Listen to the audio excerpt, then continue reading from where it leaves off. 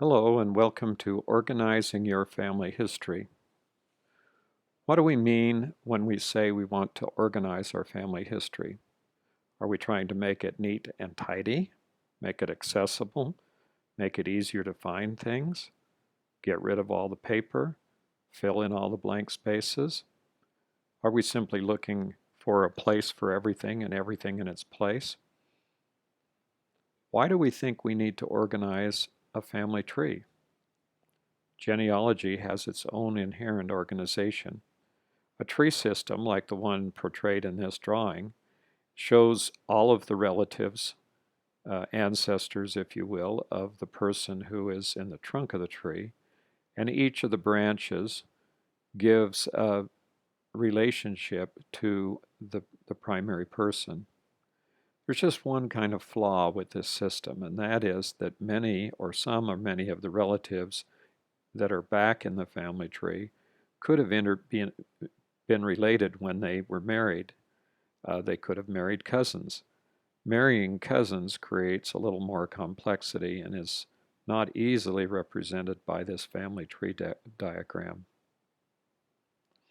Basic organization starts with one document. Using this document, you can determine the names of several people. The idea here is to add people to your family tree as you find documentary source for adding them in. This is called a source-centric method of doing your genealogy. It's also a way that opens up an organization that makes it very easy to organize even vast numbers of documents. What if I put the document in a folder? Very common. People claim to be organized when they have color-coded folders.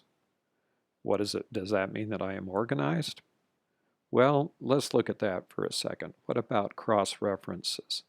My father's surname is Tanner. My mother's surname is Morgan. My grandparents are Tanners, Morgans, Christensens, and Oversons. In my case, my parents were related. They were second cousins. They share a Christensen grandparent. So what's the question of how this works? Well, the question comes up about this. If I have a relative who is married to a cousin, that has what's called pedigree collapse. That means that the pedigree at that point does not form a symmetrical pattern going back. It has to show that relationship.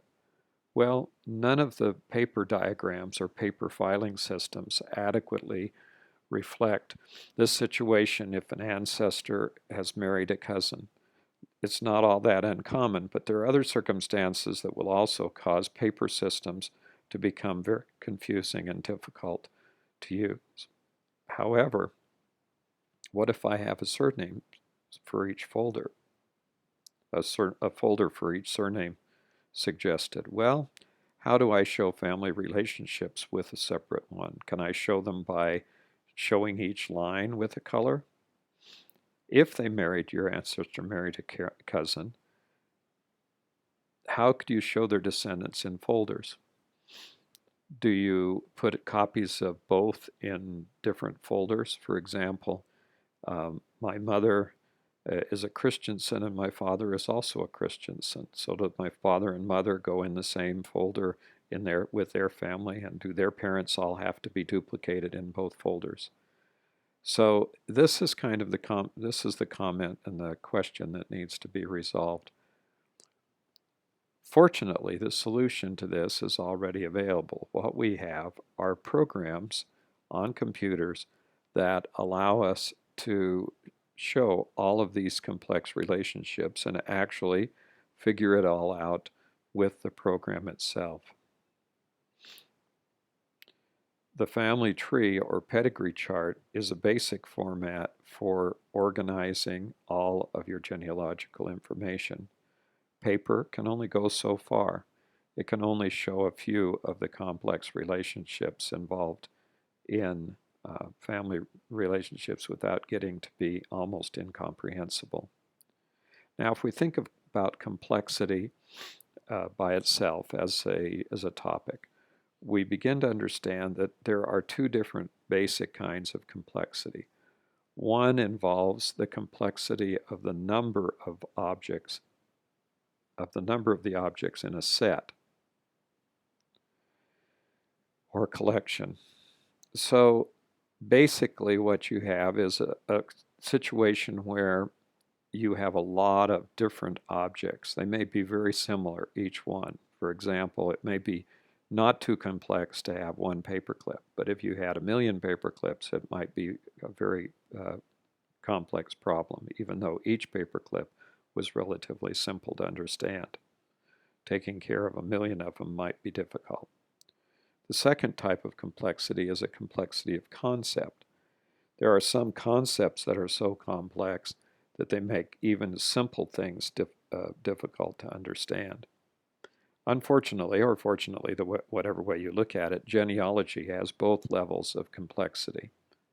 But you already have a way to organize everything in your family tree, even though there are the subject matter of your ancestry may be very complex. You need to use a computer-based family tree program, either online or on your own computer. You can choose a program. You have Roots Magic, Ancestral Quest, Legacy Family Tree Builder, Family Tree Maker, Reunion, Heredis, or any other program such as Family Search Family Tree, Ancestry's Family Tree, My Heritage Family Tree, Find My Past Family Tree. There's other dozens of other programs. But the idea here is to focus on one program to use as your master program. Any organization that you adopt should be based on sources. All of the documents should be associated with the people mentioned. What does that mean? It means that if a document has more than one person, then that document or a digital copy of that document should be attached or associated with every person mentioned in the document. First step is to scan all your documents and all your photos and all of the other items that you wish to include in your genealogy. You begin by numbering each of the paper documents in succession. If the document is original, do not put the number directly on the document. Use a log, a list of numbers with an identifying way to identify the documents in order. Record the numbers of the documents as they're identified and scanned. Categorizing the documents is not nearly so important as scanning them and giving them numbers. This kind of goes against the grain for people who want to organize outside of the computer program. Basically, what I do is allow the computer to do what it does, and I don't try to do all the work that the computer will do for me, such as organizing, finding, and sorting information. You can use any numbering system as long as each document is uniquely identified and numbered. A good basic rule is to only add people to your family tree if they're in a document, if their identity is supported by a source. So, looking at the documents, you would then use those documents to add them to your computer program. And further, attach a copy of the scanned image of the document to each person mentioned in the document. Now, this may seem tedious, particularly if you have a large family and the document, like a U.S. Census record, is going to be attached to each of the people. This is a good idea for using a program that supports multi-citation of the documents, or multi-cite. In that case, a document can be added to all the individuals in a family or other individuals mentioned in the document at one time. There's programs that allow you to do this and speed up the process of attaching multiple copies of the documents to members of a family. Then record the document number in the program associated with the person. So, for instance, if you're adding document number 1, To every person in that program, you put a citation to the document, a copy of the document, and also the citation includes the number of the document in your paper file. So number 1 goes into folder number 1 and is numbered document number 1. Keep all the original documents in a file in numerical order, and use appropriate document archive procedures with respect to keeping and preserving the documents that you already have. See the Library of Congress preservation section for more information about preserving and appropriately archiving documents. As you add the documents to your computer database program, make sure you number each document, make sure a digitized copy is added to each person, and remember, don't add a person without a supporting documentary source.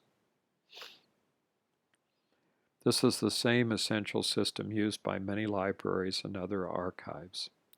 Now, for summary, you choose a genealogical database program to use as your primary program. You scan all the documents, all the paper documents that you have. You assign each document a number, which is also called an accession number. You record the numbers on the document or in a log, and you add people to your genealogy program only from documented sources. And then you record the document number with each person in the database.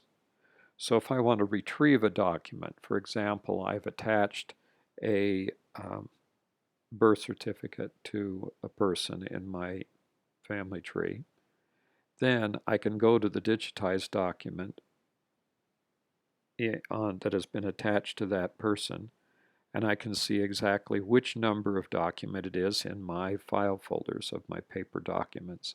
I just go directly to that number, and I have the document that I used to support that particular ancestor's entry into the family tree. Now, what if you already have a large number of scanned documents? Let's suppose that you didn't start this system with document number 1.